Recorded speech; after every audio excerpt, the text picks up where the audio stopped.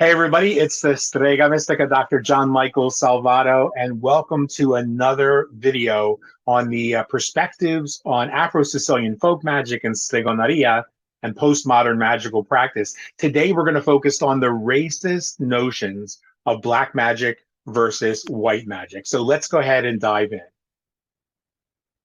So it's really important for the practitioners of our path to release these racist, colonialist notions of white magic versus black magic and to put the power of light and darkness into their proper perspectives. So during this segment, we're going to talk about how a clearer understanding of the laws of correspondence, the law of polarity, and alchemy in general play an important part in our working as esoteric practitioners of the Italian and Afro-Sicilian traditions.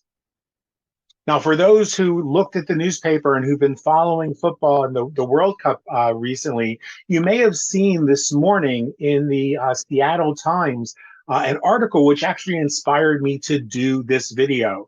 The article's headline said, "Beyond Argentina's World Cup Magic, an Army of Witches." And I'll tell you, I was personally excited about seeing that article, thinking that it was going to be about how Argentinian brujas maybe were working to protect their team or to boost their team's performance. But then I read the article, and there were references to West African and North African players, to references to dark entities and dark magic, often looking at the players on the French team who are predominantly from Africa and talking about dark entities, dark magic.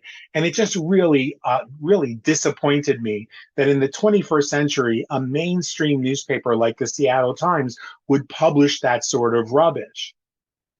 So we should start with an historic perspective.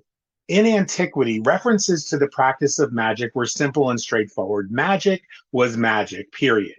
In fact, the earliest written discussion of witchcraft around 3,775 years ago in the Code of Hammurabi was a reference to magical practitioners who were male, not female. So we'll put a pin on that because that kind of dispels the 21st and 20th century mythologies about witchcraft originating with covens of women and initiatory cults of Diana and all of this other nonsense. But witchcraft was not prescribed against or seen as against the law in the Code of Hammurabi. Instead, it was those who placed a death spell or a poisoning spell on someone, what they called nertu in the Code of Hammurabi. So it was actually these two specific acts, death spells and poisoning, that were prescribed against, not witchcraft itself. Now, the study of magic in the Greco-Roman world was a branch of disciplines that we know as the classics, whose roots were recognized as coming from ancient Persia, pervasive throughout the Eastern Mediterranean and Western Asia until late antiquity. The practitioners of the magical arts and sciences, again, mostly male, were perceived as having been taught by the Chaldean founder of the Magi. His name was Zarathustra. That might sound familiar to you. He's an ancient Persian spiritual leader who founded what is now known as Mazda Yasna, or Zoroastrianism.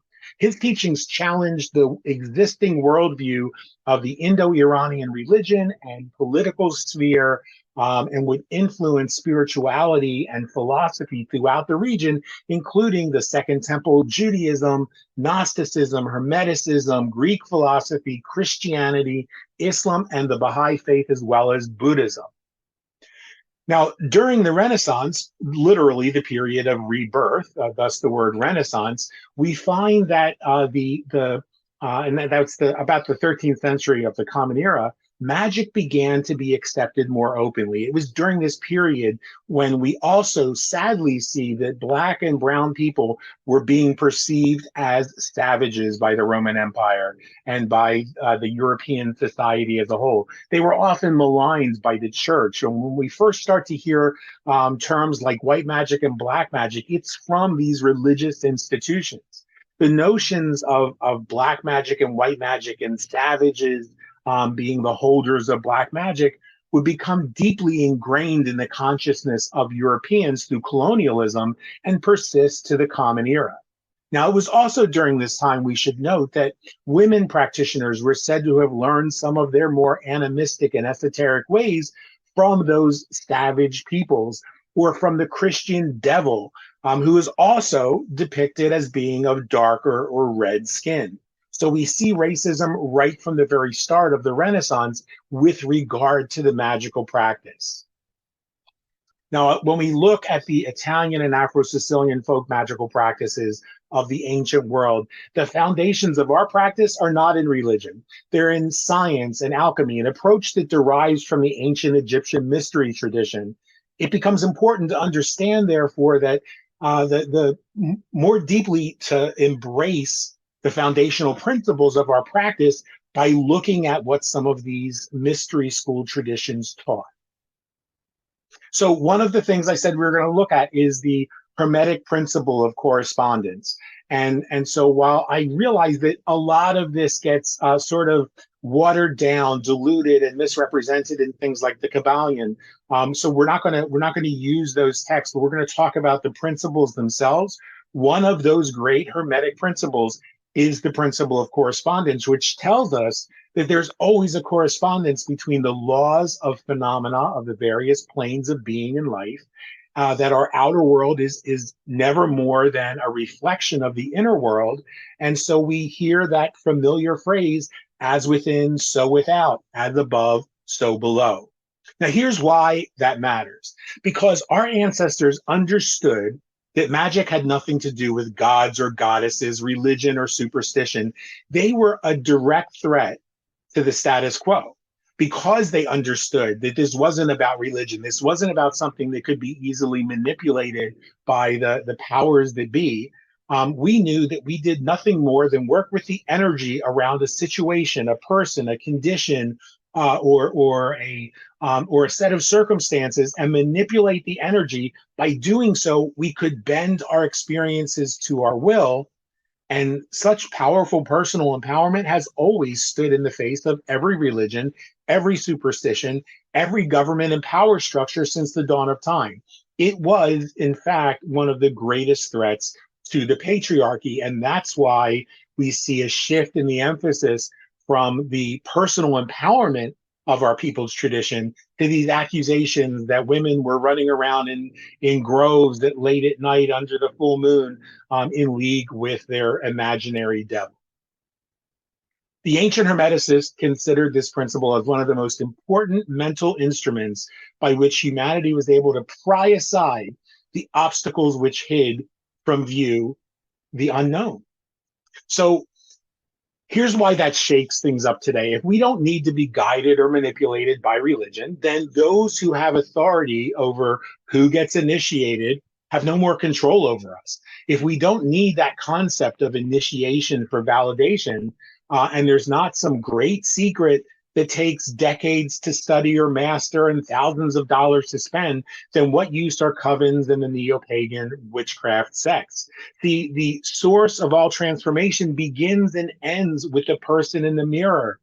And when that's the case, you have to wonder what the pop culture witches are going to say when they recognize that they can't build their brand by milking you and bilking you for thousands of dollars in the initiatory process to believe a story that's simply not true. Now, I said that the principle of polarity plays a part in this as well, and it does. Just as every coin has two sides, every aspect of the manifest and unmanifest universe appears to have two poles, two sides.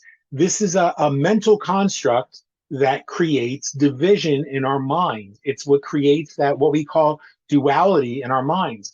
Well, at what point does warm water become hot water?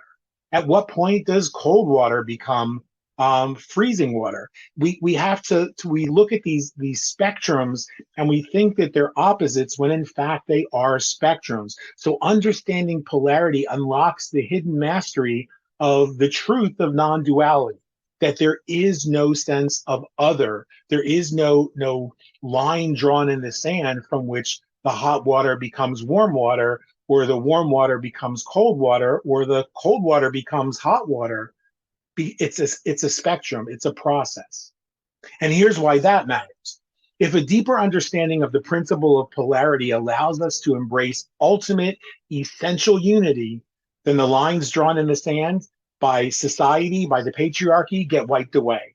Without an other, then supremacy ceases to exist. And without supremacy, racism goes out the door, sexism goes out the door, fundamentalism goes out the door, and manipulation of the masses goes out the door. Now, if we look at the historical perspective again, we see that something interesting began to take place in the 80s. The 1980s was a period of great spiritual revival, particularly happening in the West. And according to anthropologists, sociologists, and other scientists, traditional religion and institutions were beginning to be questioned. Dark secrets were coming to light. Women were reclaiming their voices, and LGBTQ persons were fighting back against oppression. Now, while this period of transformation was an amazing thing, not all of the horrible things that were being exposed were related to the Abrahamic religions and the patriarchy. The real history and origins of neo-pagan traditions began to be exposed as well. Sexual manipulation by some of those leaders of the neo-pagan movement came to light, and lies about initiation and hereditary traditions were being exposed. Racial biases and cultural appropriation began to be called out in so-called new age communities. And we began to see some of these charlatans that were appearing on talk shows and in newspapers being revealed for what they actually were. So pop culture witches were threatened. They were threatened both by the Satanic Panic, where the knee-jerk Christian fundamentalists, white supremacists, and intolerance became a threat to our very existence as esoteric practitioners. But many pop culture witches, warlocks, and celebrity psychics found their fanciful origin stories, their claims, and their brands being challenged as we began to understand that we didn't actually come from these magical covens in the woods in England or in Tuscany. And the New Thought movement of the 1930s and 40s began to rise in popularity and suddenly began teaching what could be seen as a secularized version of some of the truth that lie at the foundation of authentic ancient witchcraft and magical practice. And that became a threat to the brands, to the tchotchke shops, to the amazing psychic networks and everything else that existed out there. And as a result, what that did was it allowed the authentic psychics, the authentic practitioners to actually rise to the top as people began to see there was substance in their teaching. It wasn't all about appearing on some talk show and appearing all woo-woo and spooky. That there was something that we needed to look at that was deeper, that was true, that was esoteric truth. And of course, because that threatened the bottom line of some of those charlatans out there, we began to see the entrance of the gatekeepers. We began to see vile, disgraceful documents like the so-called witches' do's and don'ts being published by those who wanted to protect their financial bottom line. Vilification and obsession over white magic versus dark magic. Once again, emphasis on initiatory magic because it gives greater control and hierarchical emphasis, and again, protects the financial interests of those shopkeepers. Fear mongering, both on a religious and cultural basis, as approaches to magic supplant metaphysical science, and poorly applied eyeliner, the apparent forsaking of conditioner, hygiene, and fashion sensibility seems to be the mark of these 1980s gatekeepers and so-called witches. Meanwhile, in Italy and in America, younger practitioners begin to reject the cultural synchronization that occurred between our practices and folk Catholicism, not because there was anything wrong with folk Catholicism, but they began to say that we don't have to be ashamed of our ancient practices, and we can actually allow our ancient practices to inform our religious practices, such as folk Catholicism, and make both richer. Predatory personalities like Raven Grimassi saw an opportunity during this time to whitewash the Italian tradition and to repackage Wicca as the original Italian witchcraft. And so began at the same time as people were finding their voices, reconnecting with their heritage, predators came along and began promoting bullshit stories that would later be exposed as nothing more than bullshit stories. And I know a lot of people don't like that. They don't like to hear me criticize people that who were genuinely nice people, but who had malign intentions. Now, racism, colonialism, and cultural appropriation went mainstream during this period of time, going forward to the present day. And suddenly there were privileged white males and a few white females in the US running voodoo shops, practicing hoodoo, or so they claimed, and opening botanicas more than ever before. Cultural appropriation was rampant during this time. So today, in doing so, we talk about these difficult subjects. We come together as practitioners of a postmodern form of magic based on the foundations of Italian folk magic, Afro-Sicilian folk magic, stregoneria, and ancient tribal magic.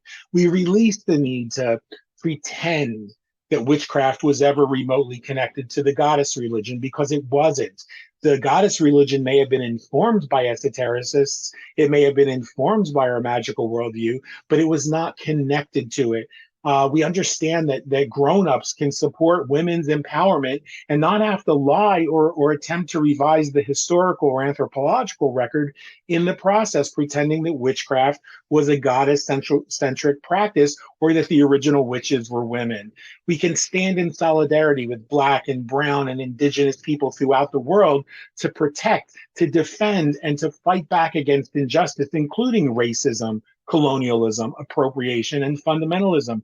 And so that begins the process of coming to reckon with the places where dark and light can be used for good in our magic, but words like black magic and white magic are hurtful, they're racist, and they're inaccurate descriptions and depictions that come from a colonialist and white supremacist mindset.